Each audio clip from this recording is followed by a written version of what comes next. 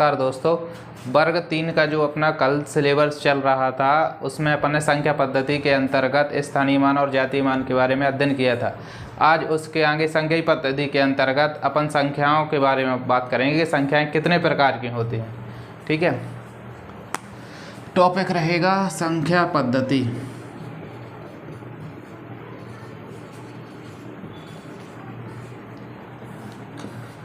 अपन गणित विषय के बारे में पढ़ रहे हैं तो गणित के बारे में थोड़ी जानकारी और एकत्रित करते हैं। जैसे कि गणित दिवस, जैसे हर सब्जेक्ट का दिवस मनाया जाता है उसी प्रकार गणित दिवस भी मनाया जाता है। तो गणित दिवस 22 दिसंबर को मनाया जाता है। किसको मनाया जाता है? 22 दिसंबर को। जे पेपर में आ भी सकता है। और 22 दिसंबर को गणित दिवस मनाया जाता है तो ये तो सबको पता है कि गणित दिवस अगर मनाया जाए तो किसी न किसी की याद में या कुछ कारण होगा जिसके उपलक्ष्य में वो मनाया जाता है। तो गणित के विषय में बहुत ज़्यादा योगदान रहा है रामानुजन। तो जे रामानुजन के जन्म दिवस के उपलक्ष्य में उनका जन्मदिन था 22 दिसंबर, जिसके उसमें गणित दिवस मनाया जाता है। रामानुजन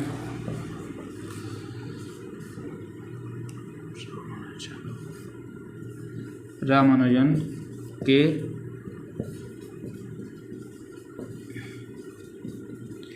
जन्म दिवस के अवसर पर गणित दिवस 22 दिसंबर को मनाया जाता है।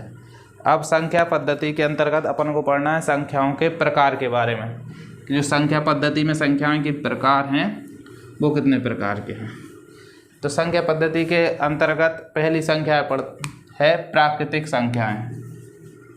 पहला है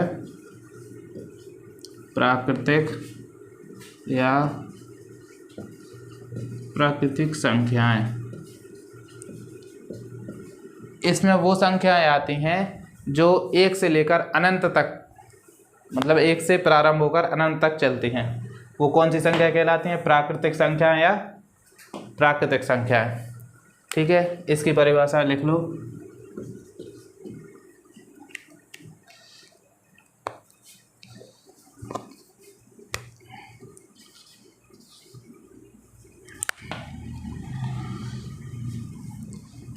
प्राकृतिक संख्याएं जो संख्याएं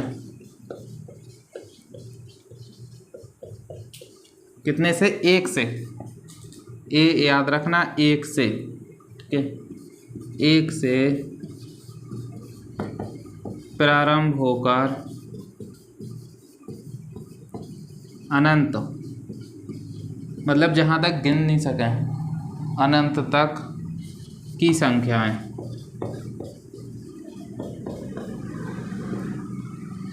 प्राकृतिक संख्याएं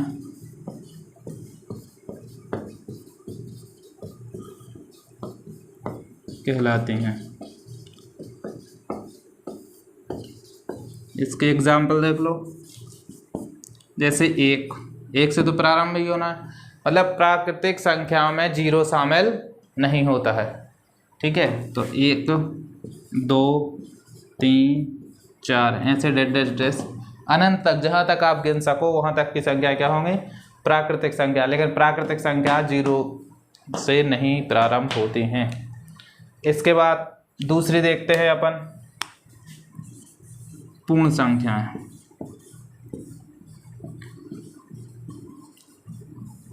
जो पूर्ण संख्याएं होती हैं उसमें सारी संख्याएं आ जाती हैं, तो इसमें 0 भी शामिल होगा पूर्ण संख्याओं में। तो 0 से लेकर जो संख्याएं अनंत तक जाती हैं वह संख्या पूर्ण संख्याएं कहलाती हैं। ठीक है, इसकी परिभाषा लिखो।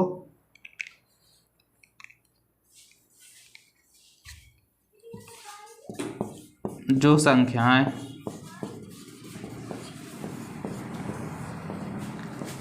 जीरो से प्रारंभ होकर अनंत तक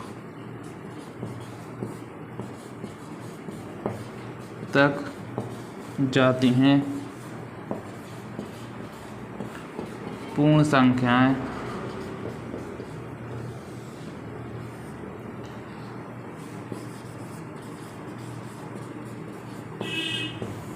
कहलाते हैं। इसमें जीरो पूर्ण संख्याओं में क्या होगा, जीरो शामिल होगा। इधर एक से प्राकृतिक संख्या एक से प्रारंभ हो रही थी और पूर्ण संख्याएं जीरो से प्रारंभ होकर जाएंगी। ठीक है, तो इसके एग्जाम्पल हो गए 0, 1, 2, 3 ऐसे डैश अनंत तक जाएंगे। तो एग्ज़ाम में क्वेश्चन कैसे आता है, एग्ज़ाम में क्वेश्चन आता है कि प्राकृतिक संख्याएं या प्राकृतिक संख्याएं पूर्ण संख्या होती हैं लेकिन पूर्ण संख्याएं प्राकृतिक संख्याएं नहीं होती हैं। इन दोनों में बहुत ज़्यादा कन्फ्यूजन हो जाता है। तो इसके लिए इसके दो नोट लिख लो, प्राकृतिक और पूर्ण संख्याओं में जो इम्पोर्टेंट है।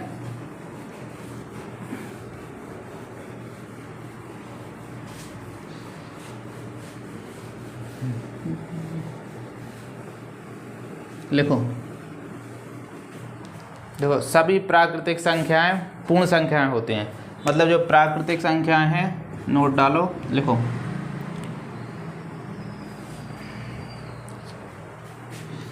सभी प्राकृतिक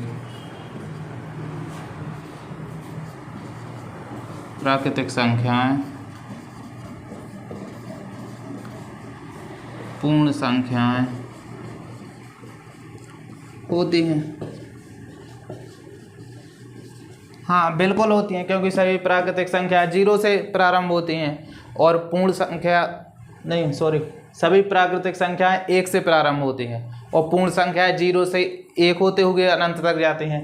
तो जो प्राकृतिक संख्याएं होंगी जो पूर्ण संख्या में शामिल होंगी, पर इसका देखो सभी पूर्ण संख्याएं, क्या पूर्ण संख्याएं प्राकृतिक संख्याएं नहीं होती हैं, नहीं होती हैं, क्योंकि पूर्ण संख्या में जीरो शामिल होता है जबकि प्राकृतिक संख्या में जीरो शामिल नहीं होता है। ठीक है, इसके बाद आते हैं अगला,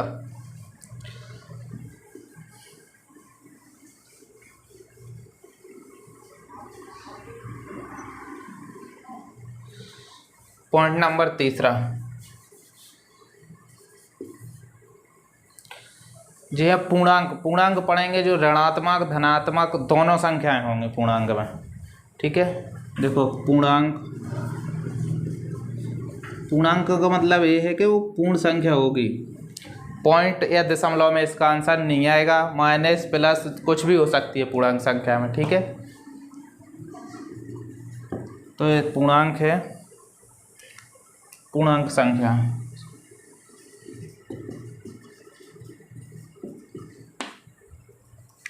इसकी परिभाषा लिख लो, ऋणात्मक अनंत से लेकर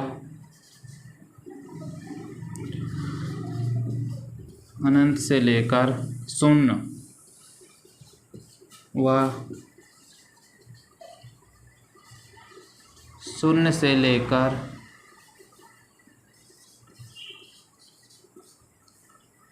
अनंत तक, कहाँ तक, अनंत तक की संख्याएं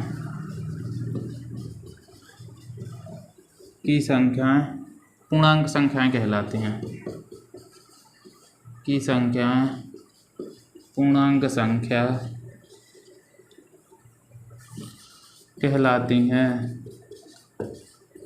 इसका एग्जाम्पल देख लो। अब इसमें क्या बोल रहा है, पूर्णांक संख्या में ऋणात्मक अनंत से लेकर, तो ऋणात्मक अनंत से लेकर का मतलब है कि इधर कोई भी संख्या डेड डेस में हो सकती है, जैसे 3, 2, -1। ठीक है, फिर उसके बाद बोल रहा है ऋणात्मक अनंत से शून्य व शून्य से अनंत तक की संख्या पूर्णांक संख्याएं होती हैं, तो शून्य भी आएगा। फिर उसके बाद 1, 2, 3 ऐसे डेड डेस अनंत तक जाएंगे। तो इधर संख्या माइनस की भी अनंत तक से आ रही हैं और प्लस की अनंत तक जा रही हैं। उसमें वो जो संख्याएं शामिल होंगी वो कैसे होंगी, पूर्णांक संख्याएं होंगी।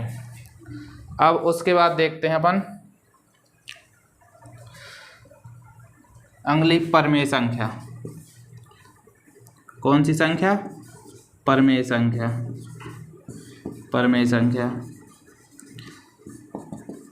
परमेय संख्या वह संख्या होती है जिसको p/q या अंश बटे हर या आप बोल सकते हैं कि भिन्न के रूप में लिख सकते हैं, वह परमेय संख्या होती है।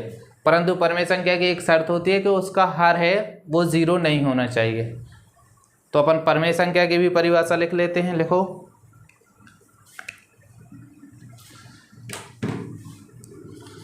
वे संख्याएं जिन्हें p/q या अंश बटे हर के रूप में लिखा जा सकता है, परमेय संख्या कहलाते हैं। परंतु हर शून्य, हाँ 0 लिख दो, हर शून्य नहीं होना चाहिए। अब इसके एग्जाम्पल देख लो, 3/4, 7/6, 5/3 आदि इस प्रकार की। ठीक है, तो परमेय संख्या वे संख्या होंगी जिन्हें p/q के रूप में या अंश बटे हर के रूप में लिखा जा सकता है, परमेय संख्या कहलाती है, परंतु हर शून्य नहीं होना चाहिए। और इसको देखो, जैसे एग्जाम्पल लिखा है आपका 6/7, वो 7 हाँ सही है, 3/4 लिख लो। इसको बोलते हैं अंश, इसको बोलते हैं हर। ठीक है, इसी को p लिखा है अपन ने, इसको q लिखा है, बटे का चिन्ह है। ठीक है, इसके बाद अगला देखते हैं।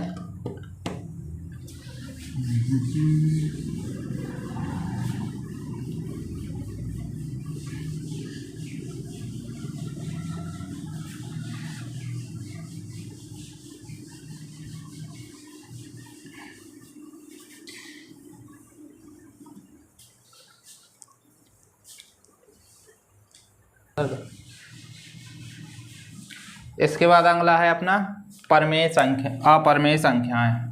अभी परमेय संख्या पढ़ा, अब अपरमेय संख्याएं। अपरमेय संख्या, जैसा कि परमेय संख्या में अपन संख्या को p/q या अंश बटे हर के रूप में लिख रहे थे, तो वो संख्या क्या हो रही थी, परमेय संख्या बन रही थी। तो अब अपरमेय संख्या मतलब आ पहले लगा है तो मतलब उसके विपरीत, तो अपरमेय संख्या में वह संख्या आएंगी जिसके बटे में अपन कुछ लिख नहीं सकते। मतलब इसकी परिभाषा बनेगी कि वह संख्याएं जिन्हें हम p/q के रूप में नहीं लिख सकते हैं उन्हें अपरमेय संख्या कहा जाता है। जैसे लिखो परिभाषा, वे सभी संख्याएं जिन्हें p/q या अंश बटे हर के रूप में नहीं लिखा जा सकता,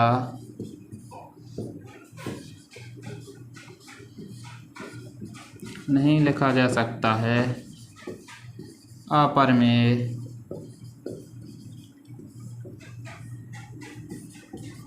संख्या कहलाते हैं। इस मतलब जिनको अपन अंश बटे हर के रूप में नहीं लिख सकते वो अपरमेय संख्या कैसे हो गए, एग्जाम्पल देख लो, √3, √5, √11 आदि।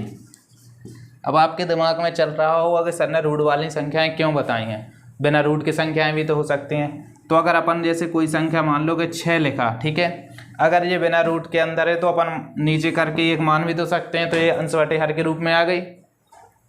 कुछ ना मानो तो नीचे एक मान सकते हैं ना, तो इससे इस पे कोई इफेक्ट 6 पे पड़ने वाला नहीं है 1 से भाग लगाने में। तो जी आप बोल भी सकते हो ये क्या बन गई फिर, परमेय संख्या।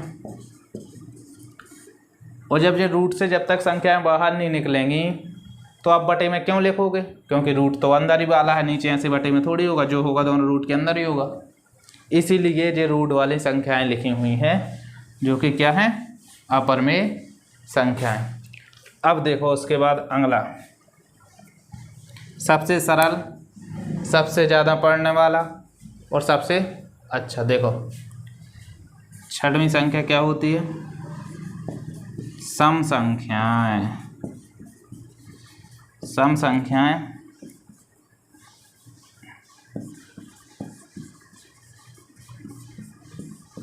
सीधा सम संख्याएं वही संख्याएं होगी जिनका 2 से भाग चला जाता है।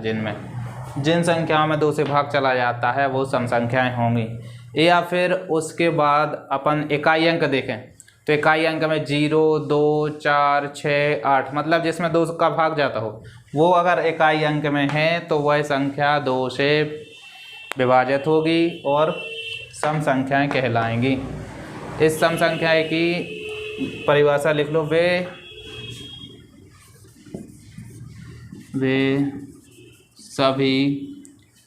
सभी प्राकृतिक संख्याएं जो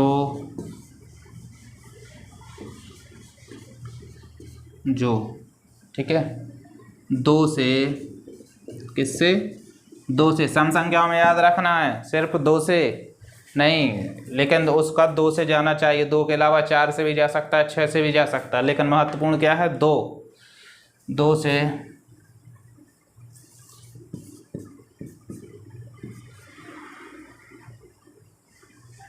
पूर्णता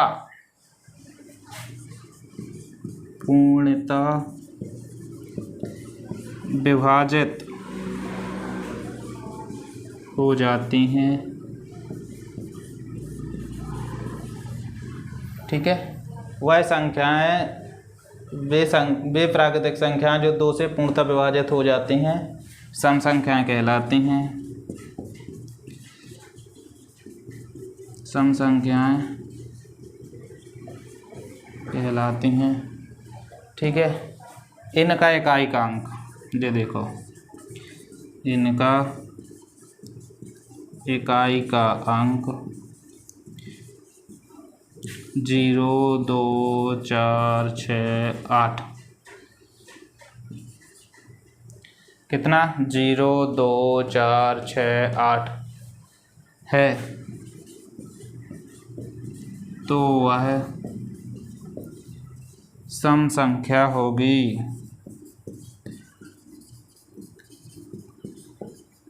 सम संख्या होगी। एग्जाम्पल देख लो इसके। एग्जाम्पल में आप ले लो जैसे 96, ठीक है, 2 से भाग लगाओगे इसका चला जाएगा। ठीक है, 50, 2 से भाग लगाओगे 25, ठीक है, 50 के बाद 2 का हो गया। अच्छा देखो 22, 11, 44, 22, 66, 33 और 88, 44। सब में लास्ट के अंक 2, 4, 6, 8, 2, 0, 2, 4, 6, 8, तो 0, 2, 4, 6, 8 सभी संख्याएं हैं और उस सभी में 2 का भाग जा रहा, तो ये सभी संख्याएं क्या होंगी, सम संख्याएं होंगी। इसके बाद अगला देखो विषम संख्याएं। तो जब सम संख्याओं के लिए 2 का भाग लगाना है तो विषम संख्याओं के लिए मतलब जैसे आप परमेय संख्या को बटे में लिख रहे थे तो विषम संख्या को क्या कर परमेय संख्या को पी बटे क्यू में लिख रहे थे। आप परमेय संख्या को क्या अपन पी बटे क्यू में नहीं लिख सकते हैं। ठीक है, उसी प्रकार सम संख्या का अगर 2 से भाग जा रहा है तो विषम संख्या में 2 से भाग नहीं जाना चाहिए, तब तो वो होगी। देखो कौन सा 7वां है, विषम संख्याएं। ठीक है, विषम संख्याओं का होगा वे सभी वे सभी प्राकृतिक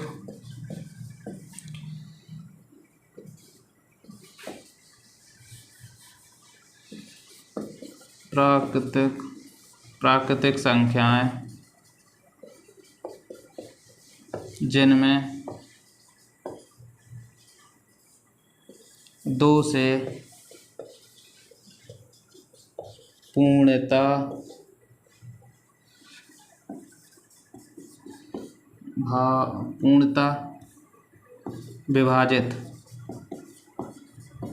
विभाजित नहीं होती हैं विषम संख्याएं।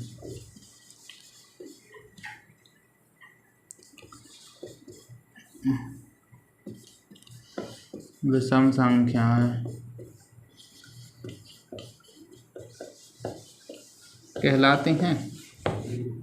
इसमें भी देख लो, इसमें इकाई का अंक 1, 3, 5, 7 व 9 हो। ठीक है, तो वे संख्याएं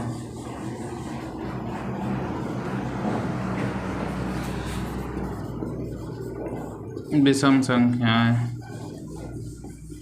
होंगी। अब इसके एग्जाम्पल देख लो।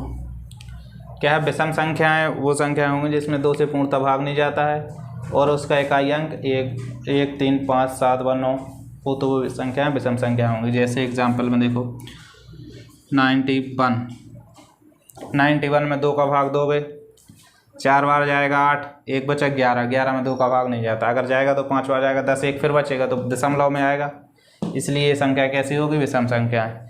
इसी प्रकार आप देख लो 3, 4, 6, 5, इसमें भी 2 का भाग नहीं जाएगा। 7, 6, 9, इसमें भी 2 का भाग नहीं जाएगा।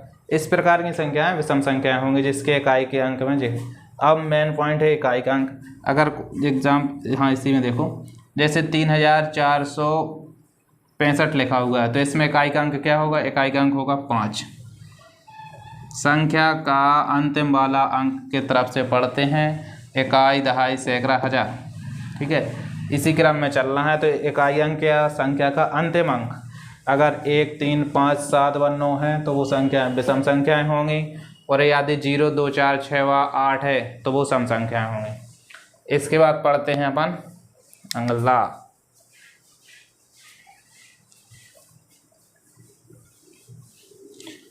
अब इसके बाद अगली आती है संख्या अभाज्य संख्याएं। कौन सी संख्या पढ़ना है? अभाज्य संख्याएं। ठीक है, 8वां अभाज्य संख्याएं।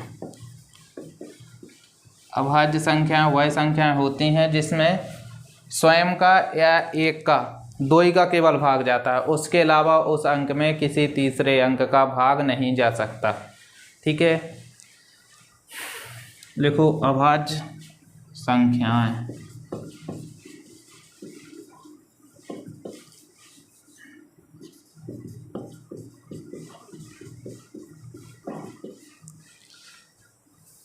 वे सभी प्राकृतिक संख्याएं, वे सभी प्राकृतिक संख्याएं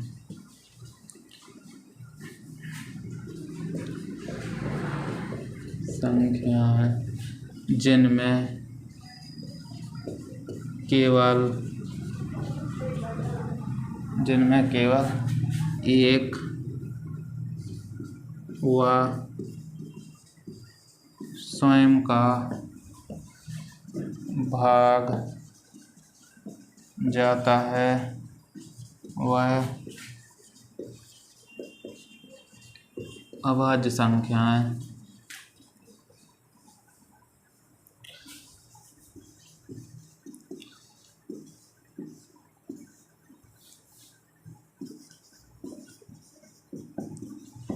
कहलाती हैं। ठीक है, अभाज्य संख्या वे सभी प्राकृतिक संख्याएं जो एक एवं स्वयं, जिनमें केवल एक व स्वयं का भाग जाता है, वह अभाज्य संख्याएं कहलाती हैं। एग्जाम्पल लिख लो इसके। एक तो क्या है, दो। दो में या तो एक का भाग जाएगा या दो का भाग जाएगा, उसके अलावा उसमें कोई भाग नहीं जाता। तीन, एक का भाग जाएगा या तीन का भाग जाएगा। उसके बाद देखो तुम 11 भी है, 11 में या तो एक का भाग जाएगा या स्वयं का भाग जाएगा। उसके बाद 29, 29 भी वही संख्या है कि उसमें क्या एक का जाएगा या स्वयं का जाएगा। और 17। इस प्रकार की बहुत सारी संख्याएं हैं जिसमें एक का भाग जाएगा या स्वयं का भाग जाएगा, तो वो कौन सी संख्या हो जाएंगी, अभाज्य संख्या है। ठीक है, उसके बाद पढ़ लो सह अभाज्य संख्या। क्या सह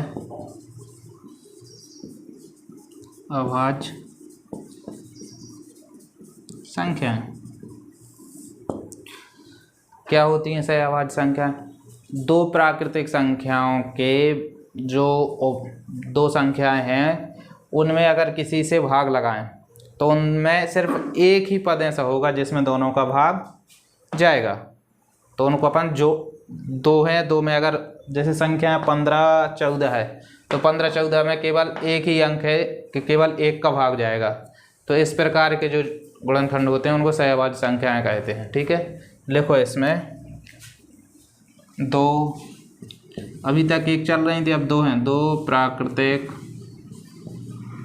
संख्याएं कहलाएंगी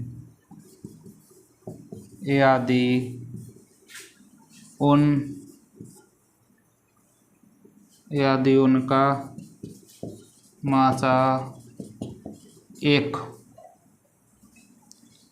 हो, अर्थात क्या हो, अर्थात एक के अलावा कोई भी उभयनिष्ठ ना हो। ठीक है, उभयनिष्ठ गुणनखंड लिख लो, उभयनिष्ठ गुणनखंड ना हो, गुणनखंड ना हो। जैसे देखो एग्जाम्पल में 5 और 9, इन दोनों संख्या में केवल एक का भाग जाएगा, उसके अलावा किसी अन्य संख्या का भाग नहीं जाएगा। 2, 3, इसमें भी दोनों में एक ही है। 15, 16, इसमें भी केवल एक ही है। इस प्रकार की संख्याएं क्या होंगी, सह अभाज्य संख्याएं कहलाएंगी।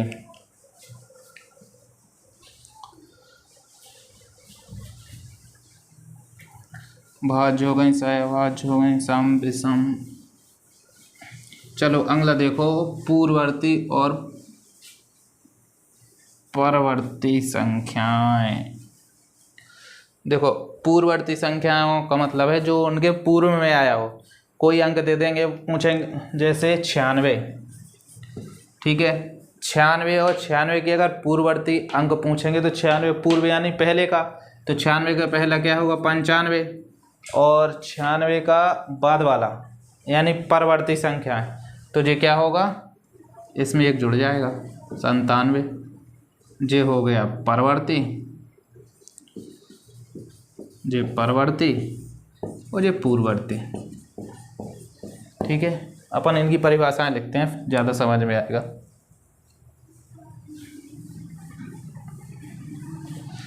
ठीक है, लिखो अगली संख्या पूर्ववर्ती संख्या।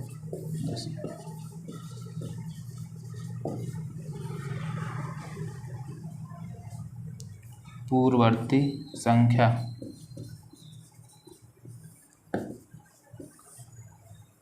पूर्ववर्ती संख्या किसी भी अंक के जो पूर्व में अर्थात तो पहले आने वाला अंक हो मूल संख्या के, तो उसे क्या कहते हैं, पूर्ववर्ती संख्याएं।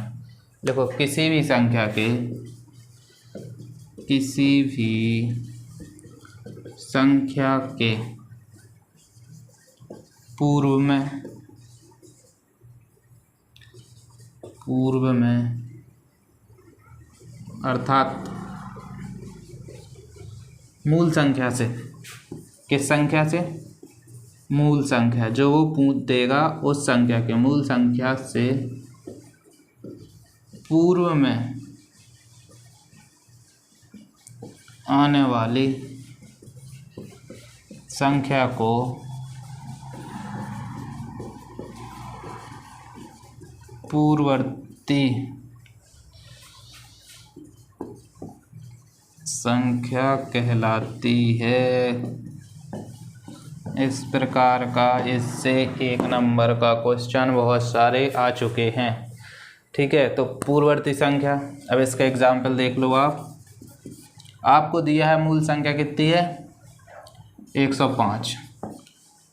ठीक है, 105 की पूर्ववर्ती अगर उसने पूछा है, पूर्ववर्ती संख्या, ठीक है, तो 105 से पहले क्या आता है? 104। पूर्व यानी उससे पहले की पूछ रहा है वो। 100 जैसे, हाँ, 9033 की पूर्ववर्ती संख्या होगी 932। 933 की 9033 नहीं। ठीक है, इसी बात पूर्ववर्ती के बाद आएगा परवर्ती संख्या। देखो अगला 11वां परवर्ती संख्या। परवर्ती संख्या जिस प्रकार अपन ने सम विषम विपरीत पढ़ा था, ठीक है, परमेय या परमेय विपरीत पढ़ा था, उसी प्रकार पूर्ववर्ती और परवर्ती संख्या भी एक दूसरे के क्या है? विपरीत है। इसमें अपन एक पहले वाली संख्या बता रहे थे, तो परवर्ती में एक बाद वाली बताएंगे। पूर्व यानी जैसे कोई विधायक मंत्री है, ठीक है, तो जब तक वो रहता है, जैसे 5 साल उसका निकल गया, ठीक है, फिर उसके बाद अगर चुनाव हुआ, वो हार गया, तो क्या लिखने लगता अपनी गाड़ी के नाम प्लेट के आगे? पूर्व, यानी वो क्या था? पहले था। तो उसी पूर्व से इस पूर्व को जोड़ना है। ठीक है, पूर्ववर्ती संख्या मतलब इसके पहले वाली संख्या पूछ रहा है वो। ठीक है, इसके बाद आती है परवर्ती संख्या। तो परवर्ती संख्या की लिखो, किसी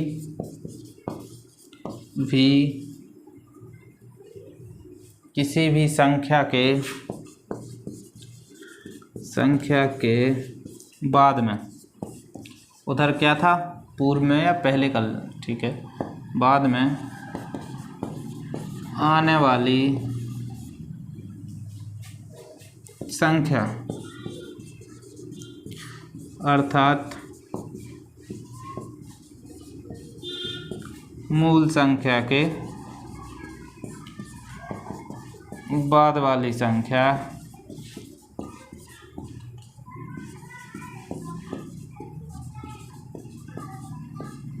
परवर्ती संख्या कहलाती है। ठीक है, जैसे एग्जाम्पल ले लो, इन्हीं को ले लो। 105 की परवर्ती संख्या और कितना है? 933 की परवर्ती संख्या। ठीक है, दोनों में परवर्ती संख्या है। तो पूर्व में इसके पहले जाना था, 105 की क्या हो रही थी? 104। तो इसके बाद वाली ज्ञात करना है, तो पूर्ववर्ती हो जाएगा इसका 106 और इसका हो जाएगा 934। ठीक है, तो ये अपनी संख्या पद्धति में संख्याओं के प्रकार समाप्त हुए। अब इसके कुछ मुख्य बिंदु हैं जो पेपर में आने की संभावना है, उसके बारे में थोड़ी 2 मिनट डिस्कशन करते हैं।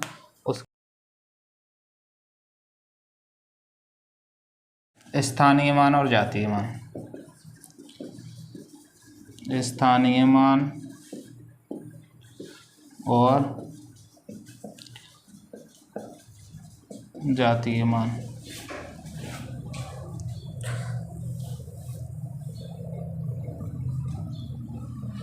क्या क्या पढ़ा था? स्थानीय मान और जातीय मान। अब संख्या पद्धति कई प्रकार की होती है। ठीक है, देखो जैसे संख्या पद्धति मेन पॉइंट देखो क्या, एक तो रोमन संख्या पद्धति, इधर लिखो। देखो कौन कौन सी पद्धति होती हैं? रोमन संख्या पद्धति, और दूसरी ले लो हिंदू अरबी संख्या पद्धति। ठीक है। अब रोमन संख्या पद्धति में क्या है, x 10, ठीक है, l 50, c 100, d 500, m 1000। ठीक है। अब हिंदू अरबी संख्या पद्धति, जिसको तो सभी जानते ही हैं, जैसे 5, 6, 10, 50, 100, 1000। देखो, अब रोमन संख्या पद्धति में पूछ सकता है आपको m का मान 1000। लेकिन सबसे इम्पोर्टेंट बात है कि रोमन संख्या पद्धति में क्या, स्थानीय मान नहीं होते।